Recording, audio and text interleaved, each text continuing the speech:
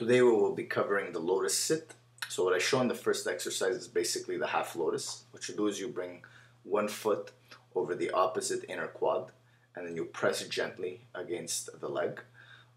Don't go smashing down on the leg or you will hurt your knee. In fact, actually, if you could flex the leg that's on top of the quad, so this will protect the knee a little bit. And don't forget to breathe very deeply and very rhythmically. In the next exercise, what you're going to do is you're going to take one foot and put it in the crevice of the opposite arm, and you're going to cradle the leg like a baby. Make sure not to go too fast or go too deep, or you might hurt your hip just a little bit. And we're going to do the opposite side. Just a little note, we didn't do both sides to all the exercises, or the video was going to be particularly long. But the first couple exercises, I had the luxury of showing you both sides just to start giving you an idea of exercises to do while doing the Lotus Sit. This next exercise is called the Pigeon pose. What you do is you take the right foot, you bring it right in front of the left leg and right under the left hand. And you could stay here, kind of like facing the wall. Or if you want, you can actually bend forward at some point and just kneel, rest your head onto the mat. I'm going to show in the next one. Or you can cross the arms. This will give you a little bit of a deeper stretch. If you want, you can take the opposite elbow, bring it at the bottom of the opposite foot, and this will give you a deeper stretch, but be careful, this is quite a deep stretch. And then when you have a chance, to the opposite side. This next stretch is the butterfly stretch. They do it in most martial arts. You can go from right to left. It's kind of fun to play around with it and gives you a little bit of a deeper stretch. Once you're done playing around with it, you can actually inhale and sort of fold forward towards the legs. I've showed this stretch before. You can actually have somebody behind you pushing on your quad and pushing on your back to come into the stretch a little bit deeper. But be very careful not to hurt your knees, not to hurt your lower back, and make sure you're with a partner that's very sensible on partner stretching. You don't want anybody to slam down on you for no reason.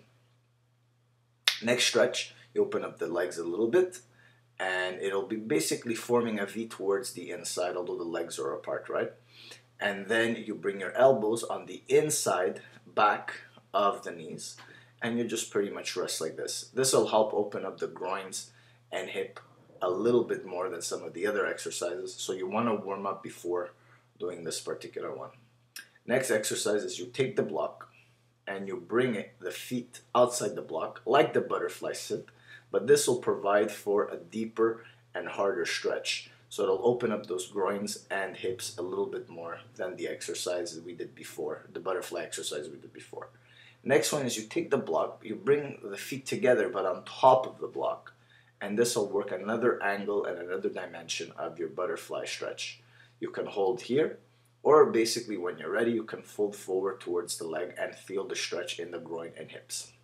Next stretch is you basically take the block, you take one foot and you bring it towards the quad, but then you take the foot that's towards the quad on top of the block, providing a deeper forward stretch, and that's it.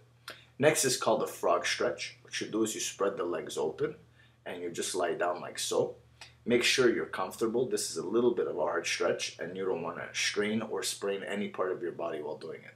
Remember, breath is key. The breath will take you anywhere you want to go when exercising in any shape or form, whether it's yoga or Pilates or cardio or whatnot. So here's the frog stretch from another angle. Basically, it's like you're coming into a split, but you're lying down on your stomach and you're trying to rest your pelvis on the mat. Next one is sort of a half frog stretch where one leg is straight and one leg is extended. And again, you're stretching out your legs and your groins. And this is basically it. Once you're ready, if you could, you do the opposite side. As in this part of the video, I actually had a chance to show. And you continue stretching. And if you want, you actually look towards the opposite way and lean in on the opposite way. It'll give you a bit of a deeper stretch. Next stretch is you open up your legs in a V. And then what you do is you bring in one of the legs.